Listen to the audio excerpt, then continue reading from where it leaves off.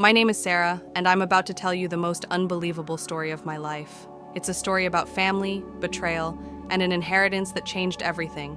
But let me start from the beginning, because you need to understand just how broken my relationship with my family really was.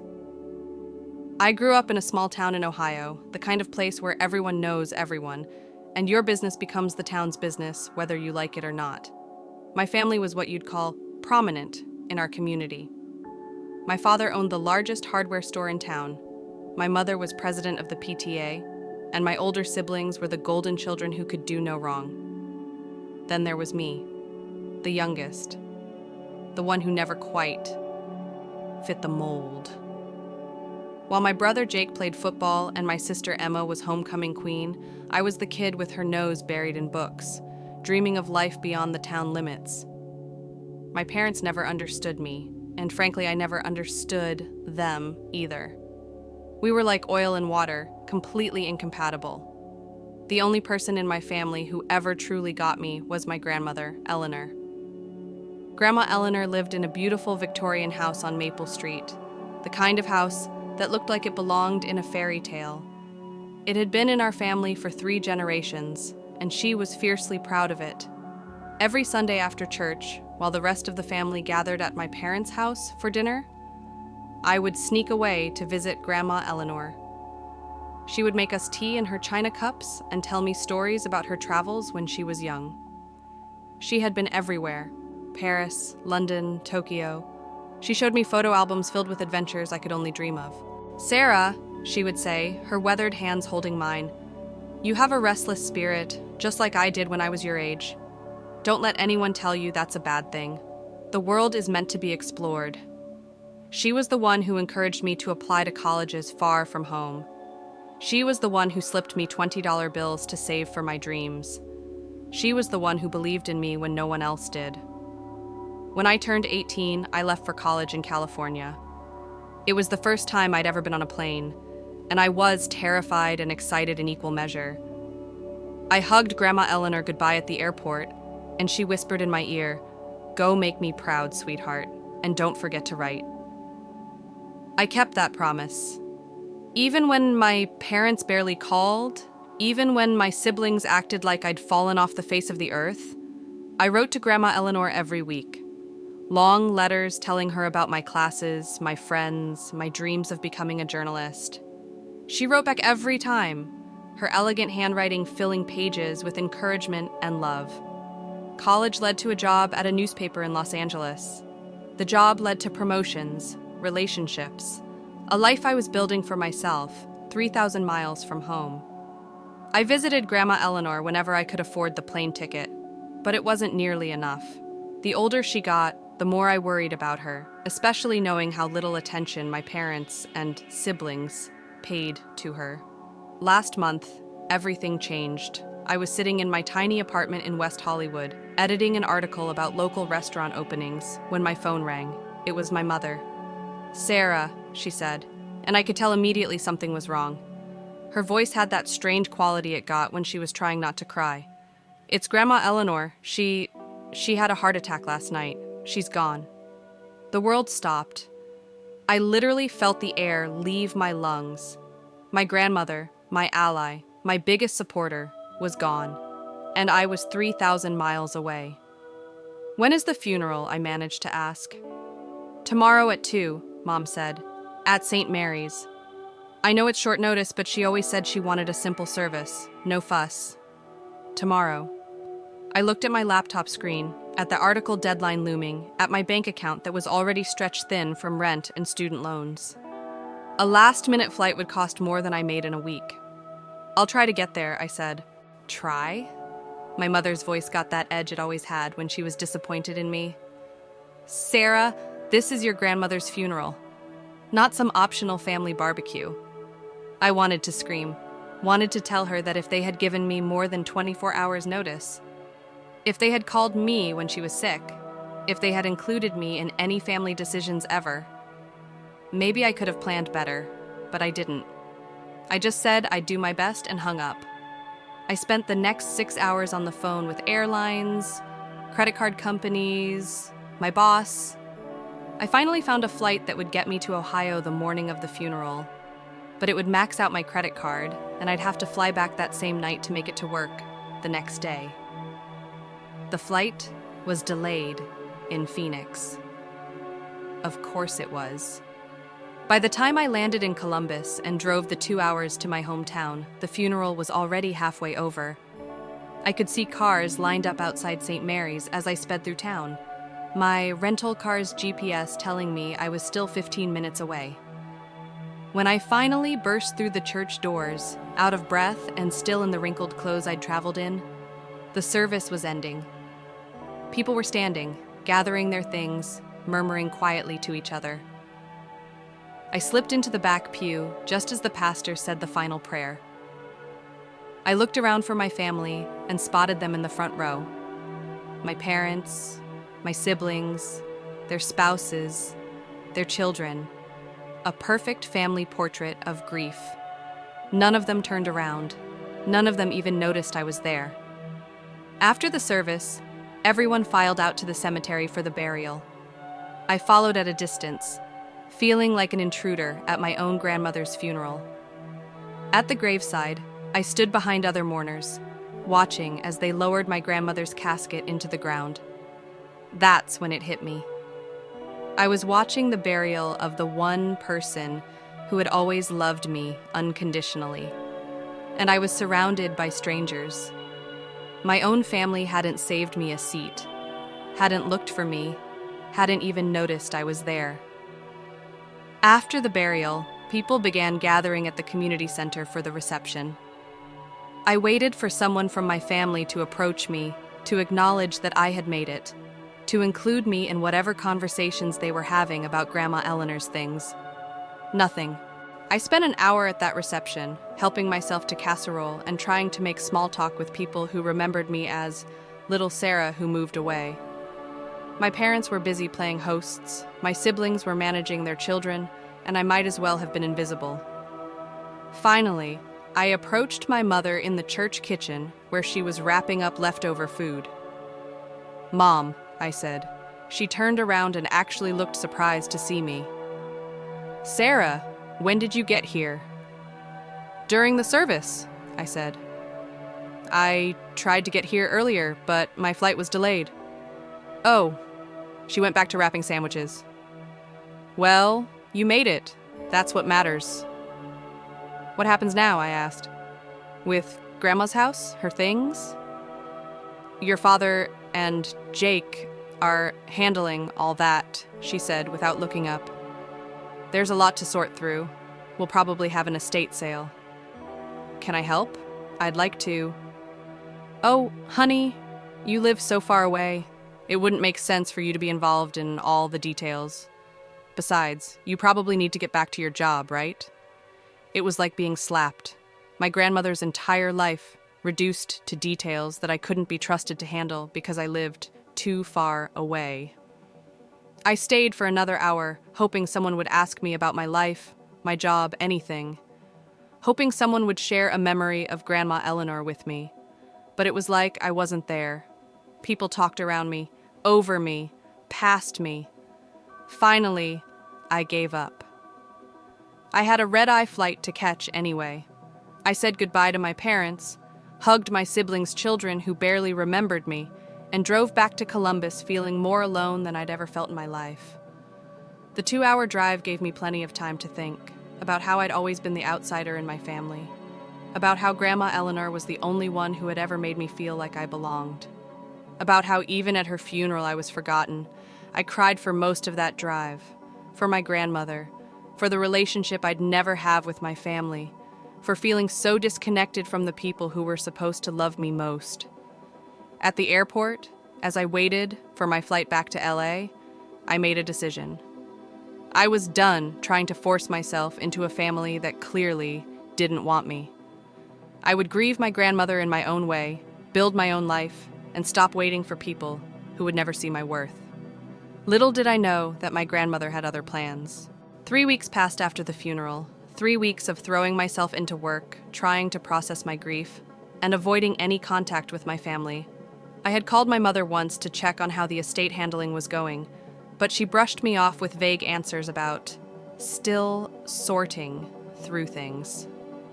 I was beginning to accept that this was just how it would be. My grandmother was gone, my family had moved on without including me, and I needed to find peace with that reality. Then, on a rainy Tuesday morning in October, my phone rang with a number I didn't recognize. Ohio area code. Hello? Is this Sarah Mitchell? The voice was professional, formal. Yes, this is Sarah. This is Robert Henley from Henley and Associates law firm in Delaware, Ohio. I was your grandmother, Eleanor Mitchell's attorney. I've been trying to reach you for several weeks. My heart skipped. Is everything okay? Is this about her estate? Yes, it is. Ms. Mitchell, I need to schedule a meeting with you regarding your grandmother's will. Are you able to come to Ohio in the next few days? I was confused. I think there might be some mistake. My family is handling my grandmother's estate. My father and brother... I understand the confusion, Mr. Henley interrupted gently.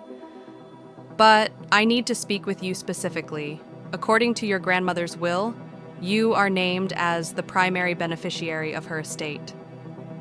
The words didn't compute.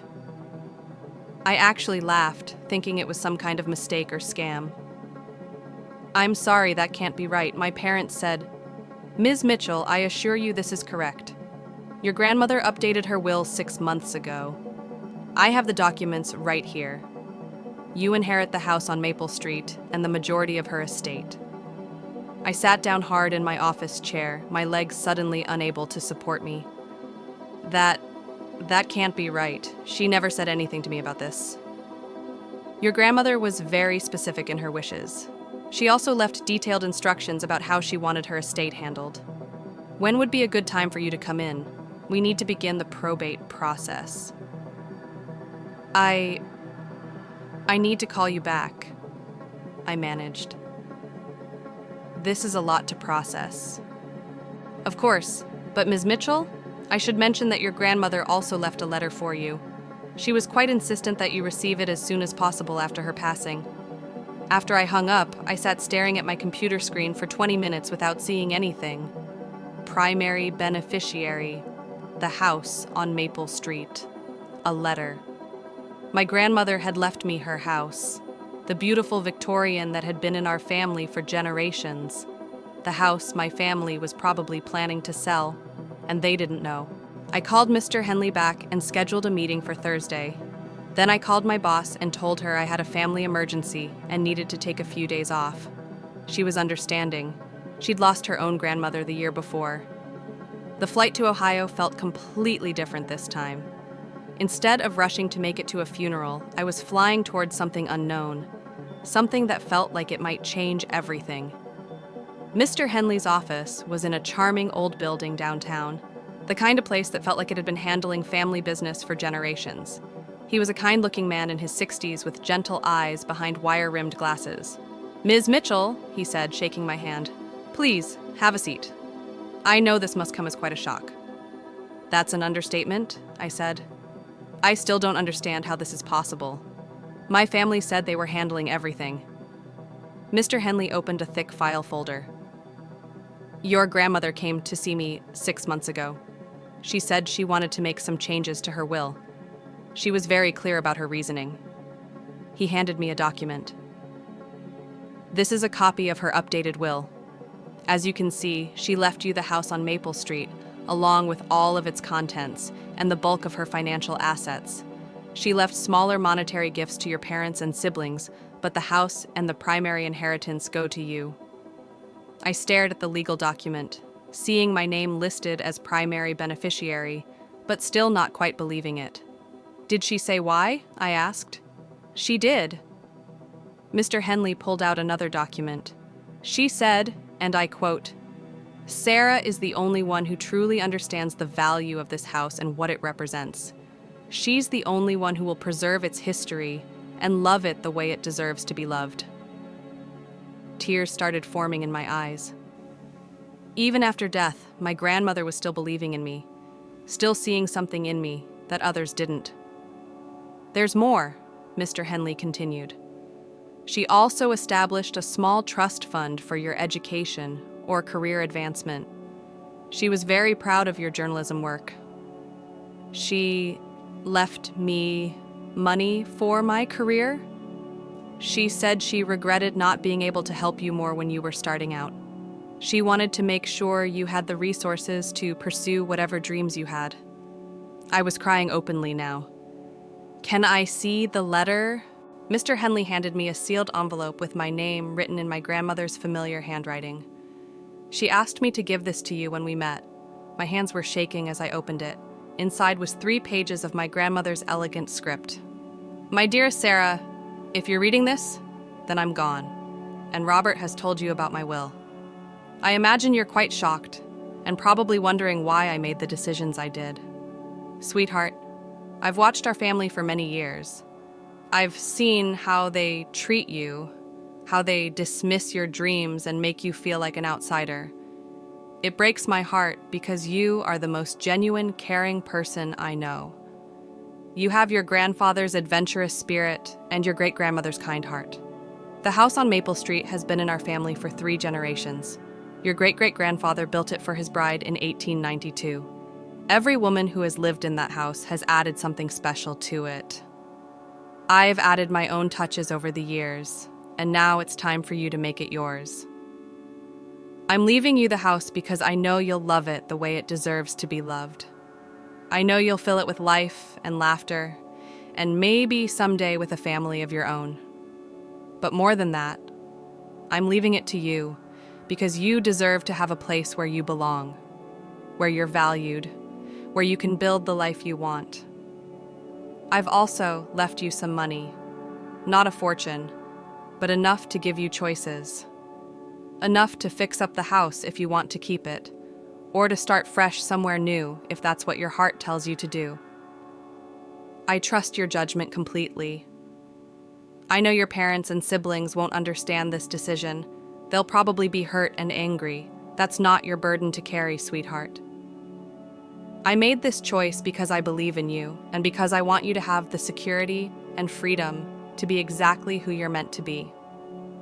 The house is full of memories, Sarah. I hope you'll take time to explore it all, to discover the stories hidden in every room. There are some surprises I think you'll enjoy. Most importantly, I want you to know how proud I am of you. You took a chance, followed your dreams, and built a life for yourself. That takes courage that not everyone has. Never let anyone make you feel small for being different. You are loved more than you know. All my love. Grandma Eleanor P.S. Check the attic. I left something special for you there.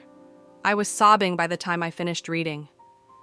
Mr. Henley quietly handed me a box of tissues and waited for me to compose myself. When can I see the house? I asked. Whenever you'd like. Your grandmother left the keys with me. He handed me a small envelope containing 2 antique keys. The larger one is for the front door, the smaller one is for the back door. There's also a key to the attic, though I believe it should be unlocked. I held the keys in my palm, feeling their weight. These keys represented something I'd never had before, a place that was truly mine.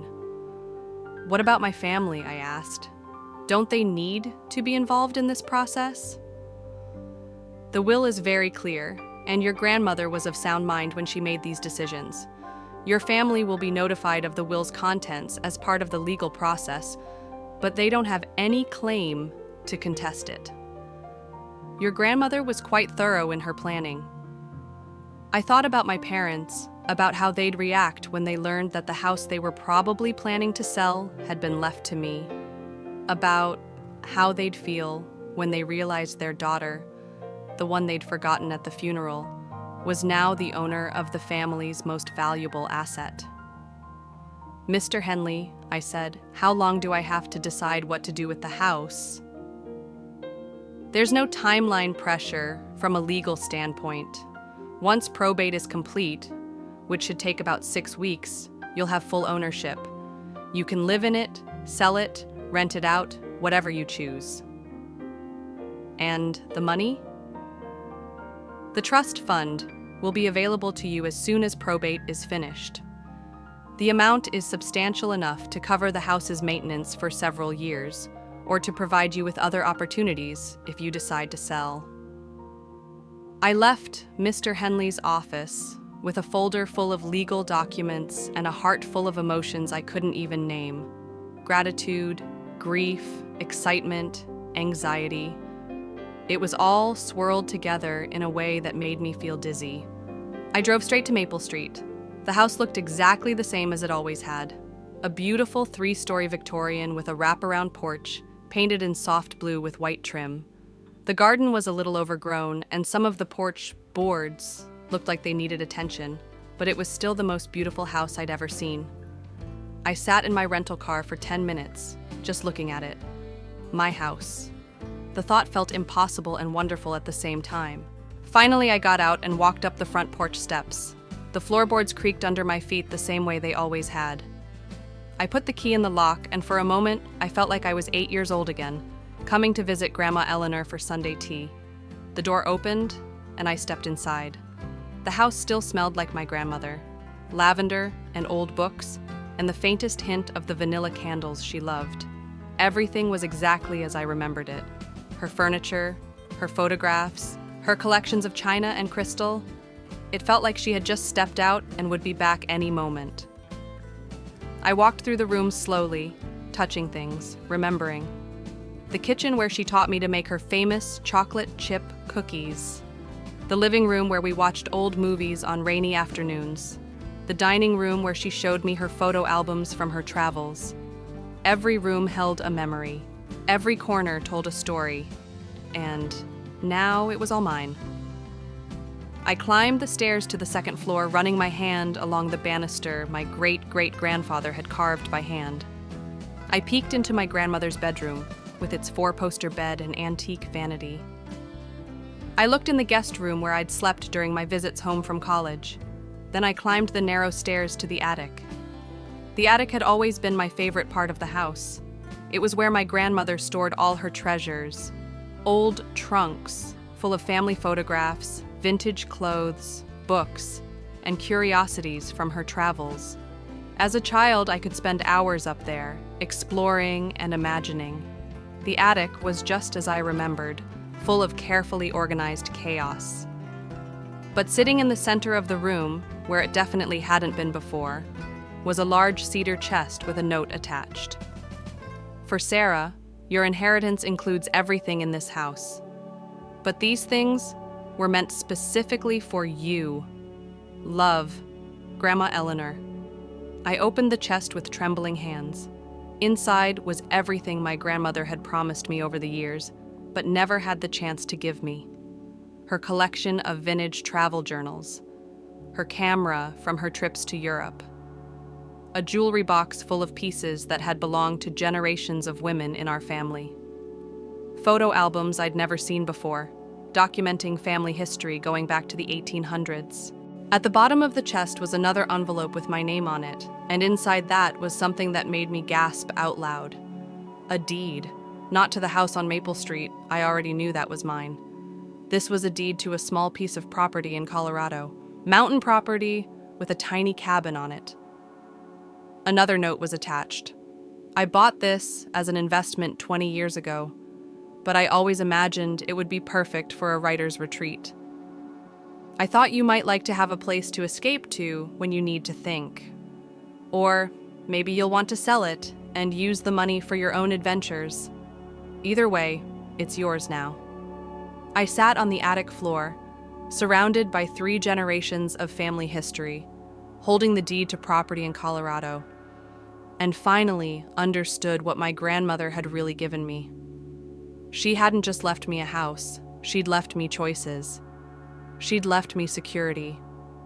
She'd left me the freedom to build whatever life I wanted, whether that was in this house, in Los Angeles, in Colorado, or anywhere else my dreams might take me. For the first time since her funeral, I felt her presence. Not in any supernatural way, but in the practical, loving way she'd always taken care of me. Even in death, she was still looking out for me, still believing in my potential, still making sure I had what I needed to succeed.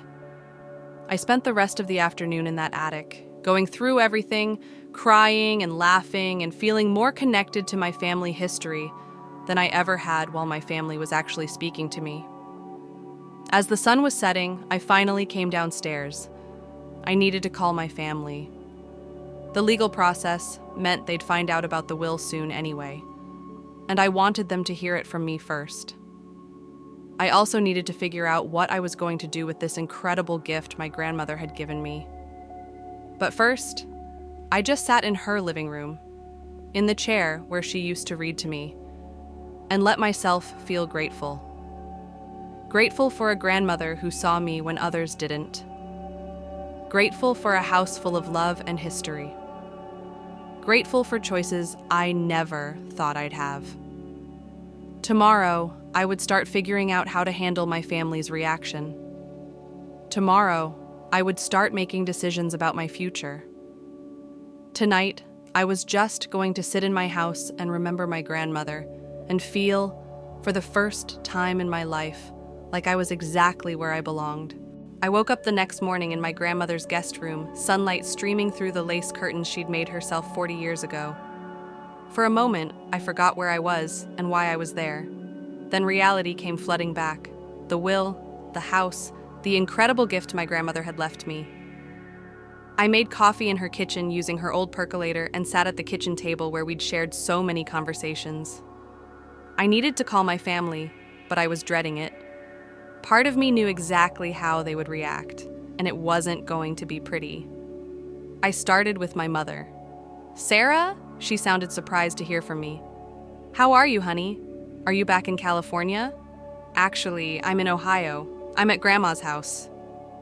"Oh, that's nice of you to visit one more time before we sell it.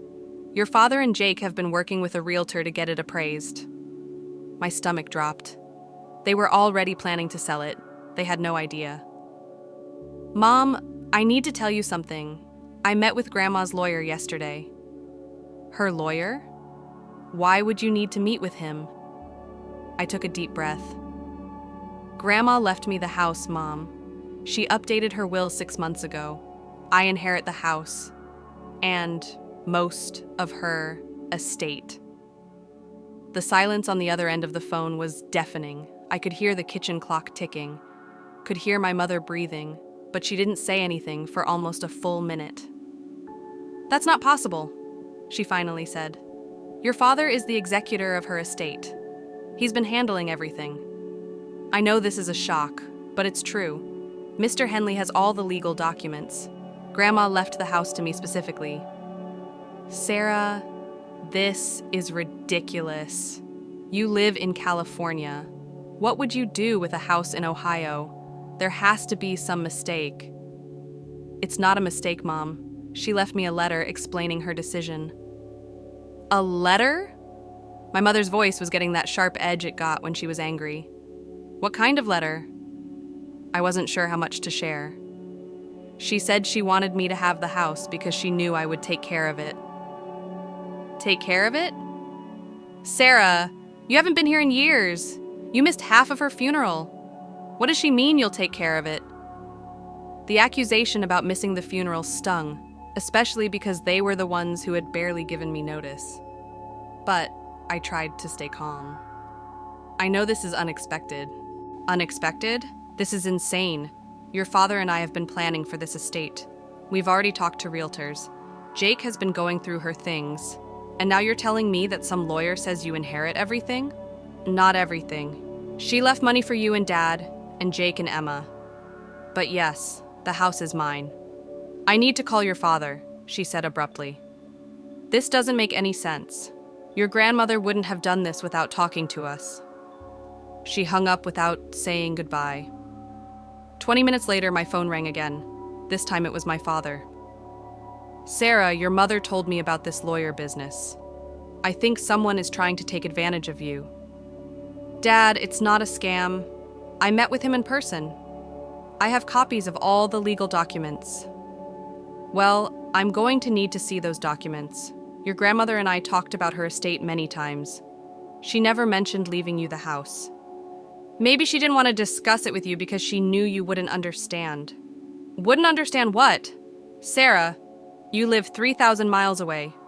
You have a job in California. What are you planning to do? Quit your job and move back to Ohio to live in a house that's too big for one person? I don't know what I'm going to do yet. I just found out yesterday. Well, you need to think about this practically. The house needs work. The property taxes alone are significant. The maintenance costs. Dad, it's my house now. I'll figure out what to do with it. Don't be naive, Sarah. You can't just inherit a house and think everything will work out. There are responsibilities involved. I understand that. Do you? Because from where I'm sitting, it looks like your grandmother made a very impulsive decision that's going to cause problems for everyone. I felt my temper rising. Maybe the problem is that you never expected her to have her own opinions about her own property. That's not fair, Sarah. We've been taking care of your grandmother for years, visiting her, helping her with her needs, being present in her life. You can't just swoop in now and act like you deserve. I'm not acting like I deserve anything. This was her choice. A choice that doesn't make sense to anyone who knows the situation. We argued for another 10 minutes before I finally hung up, frustrated and hurt. I understood that they were shocked, but their reaction felt like yet another example of them dismissing me, assuming I couldn't handle responsibility, treating me like I was still the impractical teenager who had left for college. An hour later, my sister Emma called. Sarah, Mom told me about the will situation. Is this really true? Emma had always been the most diplomatic of my siblings, the peacemaker in family conflicts. I was hoping she might be more understanding. It's true. I know it's a shock. It really is. I mean, we all knew Grandma loved you, but this is... wow. Are you upset? I'm confused, honestly. And yeah, maybe a little hurt. I spent a lot of time with Grandma over the years. I brought the kids to visit her every month. I helped her with grocery shopping when she got older. And you, well, you were in California. The guilt hit me hard. I know I wasn't around as much as I should have been. I regret that. I'm not trying to make you feel bad, Sarah. I'm just trying to understand why she made this decision. She left me a letter explaining it. She said she wanted me to have a place where I belonged. A place where you belonged? What does that mean? I wasn't sure how to explain without sounding like I was criticizing our family. I think she knew I always felt like an outsider growing up, like I didn't quite fit in with everyone else. Is that really how you felt? Emma, I was forgotten at her funeral. No one even noticed I was there until I approached Mom in the kitchen. That's not... We were all dealing with a lot that day. I know, but it wasn't just that day. It's been my whole life. Emma was quiet for a moment. So, what are you going to do? With the house, I mean? I honestly don't know yet. I need time to figure it out. Well, for what it's worth, I think Grandma was right about one thing. You always loved that house more than the rest of us did.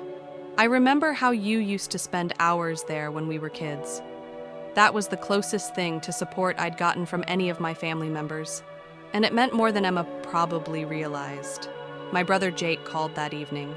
His reaction was the angriest of all. Sarah, this is bullshit and you know it. Jake, no, let me finish.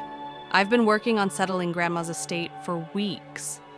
I've been going through her things, organizing everything, dealing with all the practical stuff while you've been in California living your life. And now you're telling me that I've been wasting my time because she left everything to you. She didn't leave everything to me. She left you money, some money, a token amount compared to a house that's worth at least $300,000. I didn't ask for this, Jake. Maybe not, but you're not exactly refusing it either, are you? It was her house. She had the right to leave it to whoever she wanted.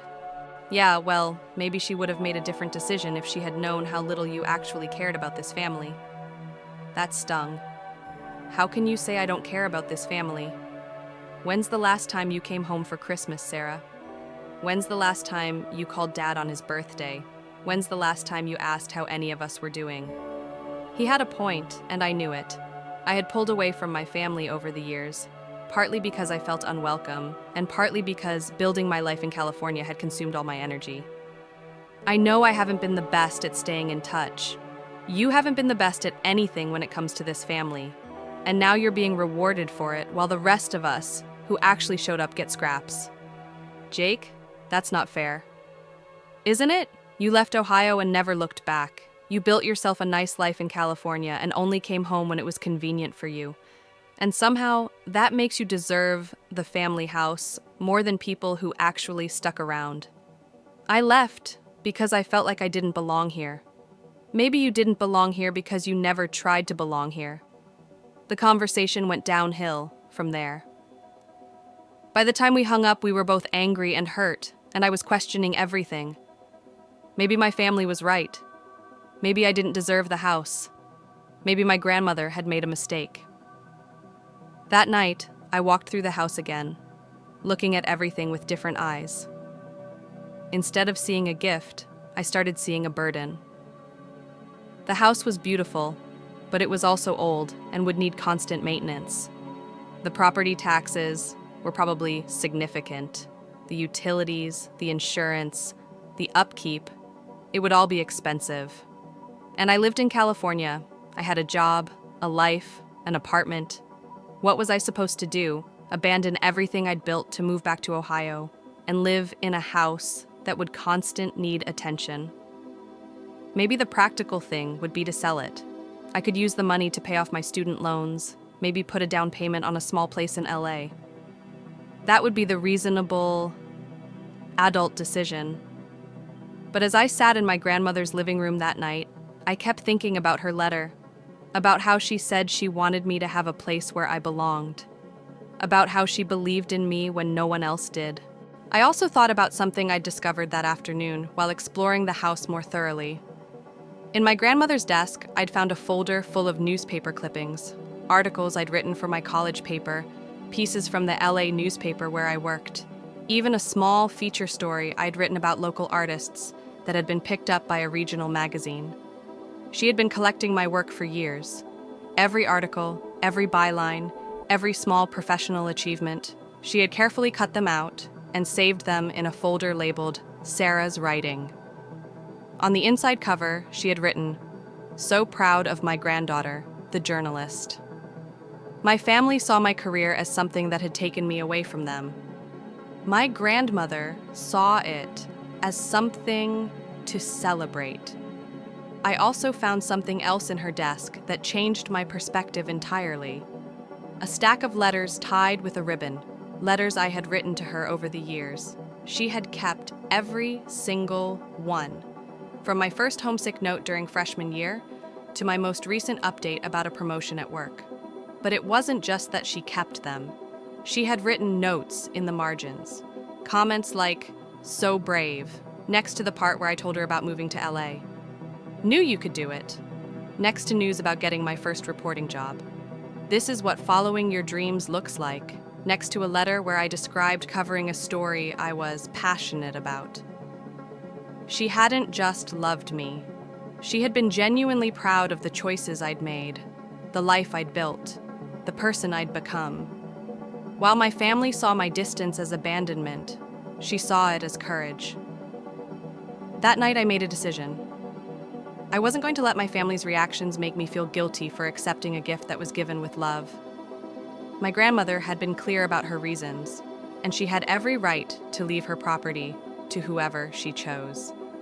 But I also wasn't going to make any hasty decisions about what to do with the house.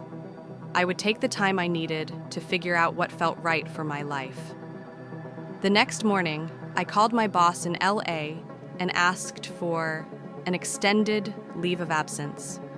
I told her about the inheritance and explained that I needed time to settle the estate and decide what to do next. She was understanding and agreed to give me a month off, with the option to extend if needed.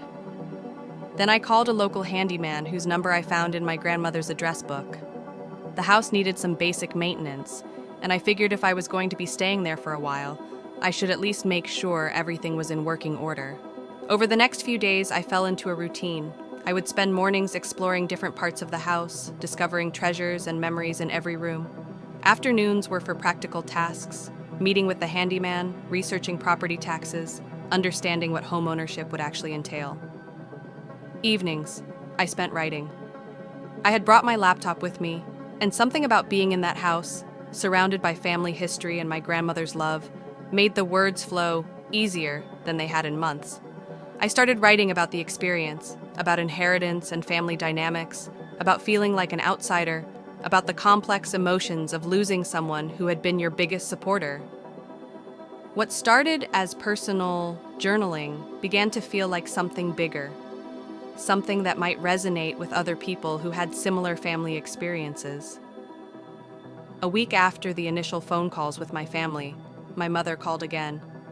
"Sarah, I've been thinking about our conversation. Okay. I want you to know that your father and I aren't angry with you. We're just adjusting to this surprise. I understand that it's a shock. It is. But I've been remembering some things your grandmother said over the years. Comments about how proud she was of you, how she worried that you felt disconnected from the family. She said that to you?" "A few times. I guess I didn't really understand what she meant then. I thought she was just being overly sentimental. And now? Now I'm wondering if maybe she saw something the rest of us missed. It wasn't an apology exactly, but it was acknowledgement. And coming from my mother, it meant a lot. Mom, I know I haven't been the most involved family member over the years. I take responsibility for that. We all could have done better, honey. Your grandmother leaving you the house. Maybe it's her way of telling us that." We talked for another 20 minutes, the longest conversation my mother and I had had in years. She told me about things my grandmother had said about me, about how she used to brag to her friends about my articles, about how she kept copies of everything I'd ever published. By the end of the conversation, my mother asked if I'd like her to come visit while I was in town. She said she'd like to go through some of my grandmother's things with me, to share memories and help me understand the history behind some of the items I'd inherited. I said yes, and we made plans for her to come over the following weekend. That evening, I got a text from Emma. "I'm sorry if I sounded unsupportive the other day. I've been thinking about what you said, and I remember how differently Grandma always treated you. Like she saw something special in you that the rest of us didn't appreciate. Maybe she was right." Even Jake called a few days later. He was still hurt and frustrated, but he apologized for some of the things he'd said. "I've been angry because I feel like I lost Grandma twice," he admitted. "Once when she died, and again when I found out about the will. It felt like she loved you more than she loved the rest of us." "I don't think it was about loving me more," I said. "I think it was about her believing I needed this gift more than anyone else did. Maybe. I'm still trying to understand it. Jake, you have a successful business, a beautiful family, a house you love. You're established here in a way I never was. Maybe Grandma saw that I needed something to anchor me, to give me a sense of belonging somewhere. Is that what the house does for you? Make you feel like you belong?" I thought about that question for a long time. "Yeah, actually, it does." We talked for over an hour, the first real conversation we'd had since I'd left for college. He told me about his kids, about the challenges of running his business, about how much he'd miss our grandmother. I told him about my job, about the loneliness of living so far from family, about how I'd always felt like I was floating without any real roots. By the end of the conversation, we weren't exactly back to being close siblings, but we understood each other better. As my second week in Ohio progressed, I started to see my situation more clearly. The house wasn't just a piece of property or a financial asset. It was a bridge between my past and my future, a connection to family history that I'd never really understood before. I also started to understand something about my grandmother's gift that went beyond the house itself. She had given me choices, the freedom to decide what kind of life I wanted to build, where I wanted to build it, and how I wanted to honor the family legacy she'd entrusted to me. I could sell the house and use the money to enhance my life in California. I could keep it as a retreat, a place to visit when I needed to connect with my roots. I could move back to Ohio and start over in a place where I had deep connections. Or I could find some completely different option that I hadn't even considered yet. The gift wasn't just the house. It was the power to choose. By my 3rd week in Ohio, I had settled into a rhythm that felt surprisingly natural. I woke up in my grandmother's house, made coffee in her kitchen, and spent my days uncovering layers of family history I'd never known existed. The handyman, a kind man named Bill, who had been maintaining the house for my grandmother for 15 years, was teaching me the basics of home ownership. He showed me how to check the furnace, where the main water shutoff was located, and which floorboards needed attention. He also shared stories about my grandmother that painted a picture of a woman who was more independent and adventurous than I'd even realized. "Your grandma was something else," he told me one afternoon, as we worked on fixing a loose banister. "She climbed up on this roof to clean gutters until she was 82.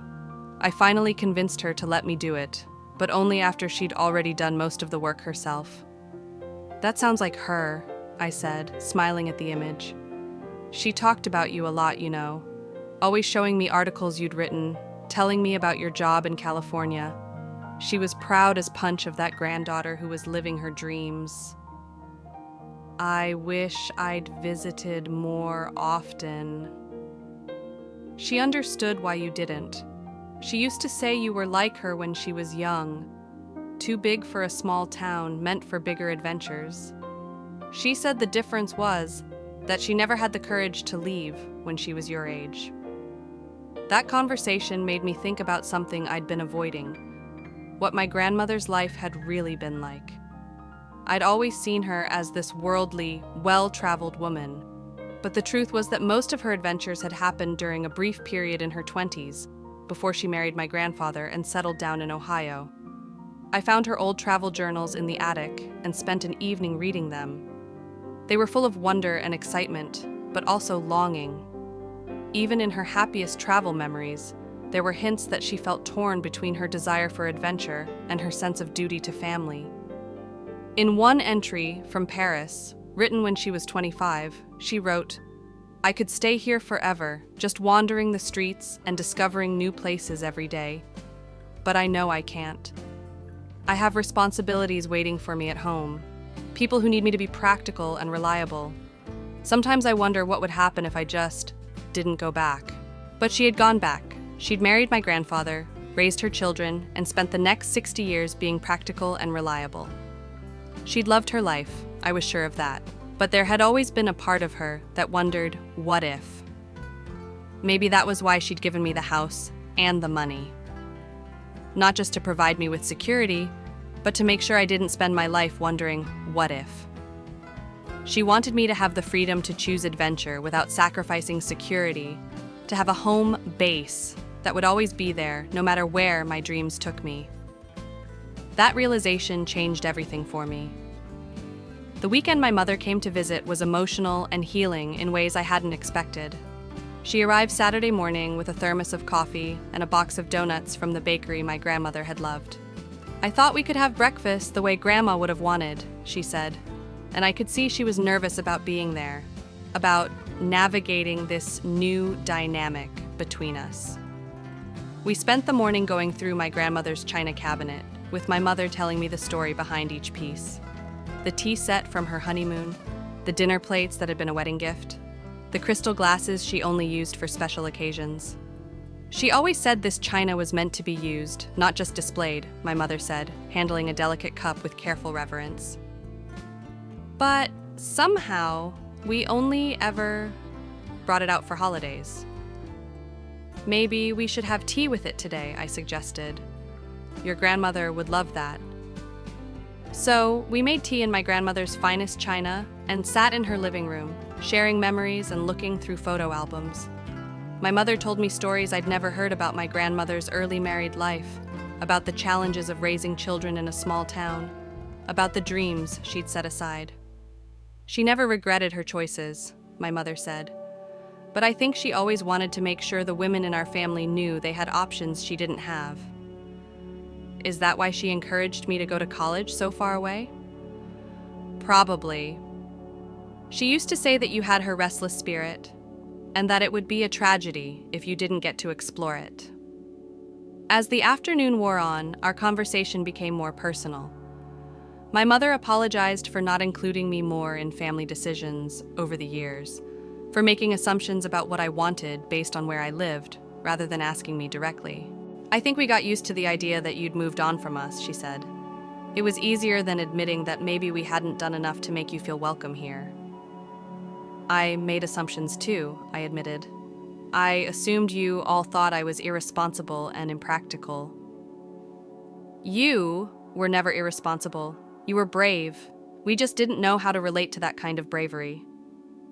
Before she left that evening, my mother helped me go through my grandmother's jewelry box, explaining the history behind different pieces and helping me understand which items had particular sentimental value. This ring, she said, holding up a simple gold band with a small diamond, was your great-grandmother's engagement ring. Your grandmother always said she wanted it to go to whichever granddaughter would appreciate its history. I can't take this. Emma should have it, or one of Jake's daughters. Sarah, your grandmother specifically set aside certain pieces for you. She knew exactly what she was doing. I put on the ring, and it fit perfectly. Looking at it on my finger, I felt connected to generations of women I'd never met, but whose strength and dreams had somehow led to me. That night, after my mother left, I sat on the front porch swing and called my best friend Lisa in Los Angeles. I told her everything, about the inheritance, about my family's reactions, about the discoveries I'd been making about my grandmother and myself. So, what are you going to do? She asked. I think I'm going to keep the house. Keep it? Like, move back to Ohio? Not exactly. I'm thinking about something more flexible. I could spend part of my time here and part of my time in LA. Or maybe I could rent out the house for most of the year and just come back for a few months at a time. That sounds complicated. Maybe, but I've been thinking about freelance writing more seriously, and with the money Grandma left me, I could afford to take some risks with my career. What kind of risks? I've always wanted to write longer pieces, maybe work on a book. This house could be my retreat, my place to focus on bigger projects. That actually sounds amazing. I've also been thinking about the travel property in Colorado. Maybe I could use that as a base for travel writing, for exploring stories in different parts of the country. As I talked through my ideas with Lisa, they started to feel more real, more possible. I wasn't choosing between my old life and my new inheritance. I was creating something entirely different, something that honored both my need for adventure and my newfound connection to family history. The next week, I made some phone calls that started to turn my vague ideas into concrete plans. I spoke with my editor at the LA paper about transitioning to freelance work. I researched what it would take to rent out the house seasonally. I looked into travel writing opportunities and fellowship programs for writers. I also called Mr. Henley to ask about the property in Colorado. He arranged for me to speak with a local real estate agent there, who could tell me more about the cabin and the area. It's about 40 acres of beautiful mountain property, the agent told me. The cabin is small, but well maintained. Your grandmother, apparently, had it looked after by a local caretaker for years. It's very private, perfect for someone who wants to get away from everything.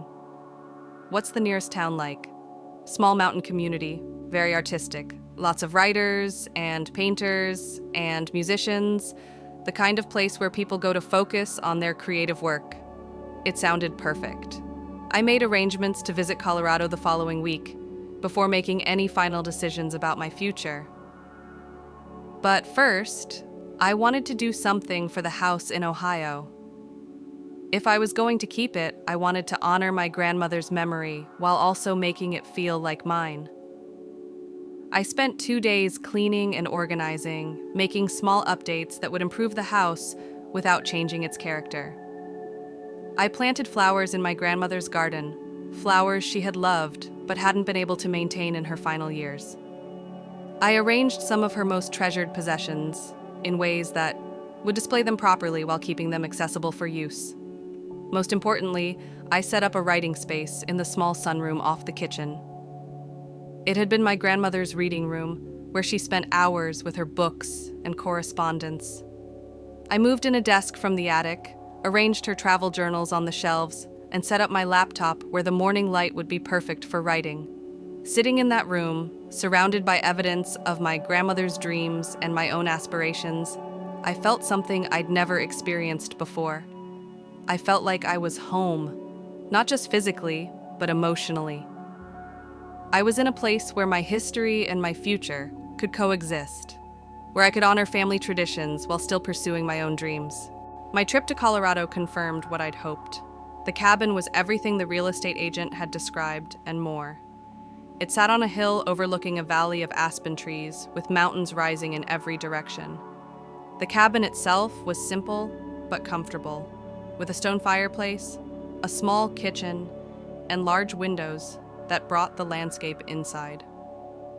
The nearby town was exactly the kind of community I'd always dreamed of being part of, full of people who had chosen creativity and authenticity over conventional success. People who understood the value of quiet spaces and artistic pursuits. Standing on the cabin's small deck, looking out at miles of wilderness, I understood the final piece of my grandmother's gift. She hadn't just given me security, she had given me the freedom to create a life that included both solitude and community, both roots and wings. I flew back to Ohio with my plans finally clear. I would keep the house on Maple Street as my home base, the place where I could connect with family and family history. I would spend summers there, working on longer writing projects and maintaining connections with my Ohio roots. Winters, I would use the Colorado cabin as a retreat for focused creative work. The isolation and beauty would be perfect for the kind of deep, thoughtful writing I'd always wanted to do. The rest of the year, I would travel. I would pursue freelance assignments that took me to interesting places, building the portfolio of travel and feature writing I'd always dreamed of creating. The money my grandmother left me would make this lifestyle possible for several years, long enough to establish myself as a freelance writer and figure out how to make the whole arrangement sustainable long-term. For the first time in my adult life, I had a plan that felt authentically mine. Not a compromise between what I wanted and what was practical, but a genuine integration of all my different needs and dreams. The night before I was scheduled to fly back to Los Angeles to pack up my apartment and officially transition to freelance work, I had dinner with my family. My parents, Emma, Jake, and his kids, all came to the house on Maple Street. We ate in my grandmother's dining room, using her good china, sharing stories and memories about her. "I want you all to know," I said, as we were finishing dessert, "that this house will always be a family house. I know Grandma left it to me, but I want it to be a place where all of us feel welcome." "What do you mean?" Emma asked. "I mean that when I'm traveling, when I'm in Colorado, when I'm not here, I want this to be a place where you can come for holidays, where your kids can play in the same rooms where we played as children. I want it to be a place where we can gather and remember Grandma and stay connected to each other." Jake looked surprised. "You'd really want us to use the house when you're not here?" "Of course. Grandma left me this house because she wanted me to have a home. But she also left it to me because she trusted me to understand what home really means. It's not just about ownership. It's about love and connection and having a place where your family can always gather." My mother started crying. "That sounds exactly like something your grandmother would have said." "I think that's the point," I said. "I think this is what she wanted. Not for the house to divide us, but for it to bring us together in a new way." We spent the evening looking through photo albums and sharing memories, and for the first time since my grandmother's funeral, I felt like I was truly part of my family. Not because I had compromised who I was to fit in, but because I had found a way to be myself while still honoring the connections that mattered. As my family was leaving, my father pulled me aside. "Sarah, I owe you an apology. When your mother first told me about the will, I thought your grandmother had made a mistake. I thought she was being sentimental rather than practical. And now? Now I think she knew exactly what she was doing. She gave you what you needed to build the life you were meant to have. And she trusted you to handle it in a way that would honor her memory and keep our family connected. I'm going to try my best to do both those things. I know you will. And I want you to know that your mother and I are proud of you. Not just for how you're handling this inheritance, but for the life you've built, the career you've created. We should have told you that a long time ago." It was the conversation I'd been waiting my whole life to have with my father. 6 months later, I'm writing this story from my grandmother's sunroom, looking out at the garden where her flowers are blooming again. It's May in Ohio, and everything is green and growing and full of possibility. I've spent the winter in Colorado, working on a book about family legacies and the different ways people find home. I've written articles about small mountain communities and the artists who choose unconventional lives. I've hiked through snow-covered forests and watched sunrises over mountain peaks, and learned that solitude can be healing rather than lonely. In 2 weeks, I'll fly to Ireland to research a story about contemporary Irish writers. After that, I have an assignment in New Mexico, and then another in Maine. By the end of the summer, I'll have enough material for a travel writing book proposal. But first, I'll spend the summer here in Ohio, working on my family legacy book and hosting the first annual family gathering in my grandmother's house. Emma is bringing her kids for a week in July. Jake is planning to visit in August. My parents are coming for a long weekend in June. The house is full of life again, full of purpose, full of the kind of love my grandmother always intended it to hold. Sometimes I think about how different my life would be if my family hadn't forgotten me at my grandmother's funeral. If they had saved me a seat, included me in their conversations, made me feel welcome and valued, I might never have felt so alone that I was ready to give up on family connections entirely. I might never have been in the emotional space to fully appreciate the magnitude of my grandmother's gift. I might have taken the inheritance for granted rather than understanding it as the life-changing opportunity it really was. In a strange way, being forgotten led to being found. Being overlooked led to being seen, really seen, by the one person whose opinion mattered most. My grandmother saw me when others didn't. She believed in me when others couldn't. She gave me not just a house and money, but the freedom to become the person I was always meant to be. The inheritance wasn't just property and cash. It was permission to dream bigger, to take risks, to build a life that honors both my need for adventure and my desire for deep connections. I have a home now, not just a place to live, but a sense of belonging that I carry with me wherever I go. Whether I'm writing in Colorado, traveling for assignments, or sitting in my grandmother's sunroom, I know where I come from, and I know where I belong. I belong to a family that might not always understand me, but is learning to appreciate me. I belong to a tradition of strong women who found ways to pursue their dreams despite obstacles. I belong to a house full of history and love and possibility. And I belong to myself, finally and completely. I know who I am, what I want, and how to build a life that reflects my values and aspirations.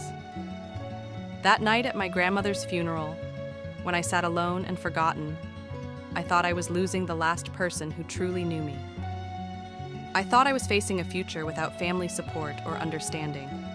I was wrong about all of it. I wasn't losing my grandmother's love. I was about to receive the fullest expression of it. I wasn't facing isolation. I was about to discover connections deeper than I'd ever imagined. I wasn't being forgotten. I was being remembered in the most profound way possible. My grandmother left me everything I needed to build the life she always believed I deserved. A foundation of security, the freedom to take risks, and the knowledge that I am loved exactly as I am. The day they forgot me at her funeral was the day my real life began. And every morning when I wake up in her house, I whisper the same thing. Thank you, Grandma. I promise I won't waste this gift. Then I make coffee in her kitchen, sit at the desk in her sunroom, and write about the adventures she made possible. Adventures that always lead me home.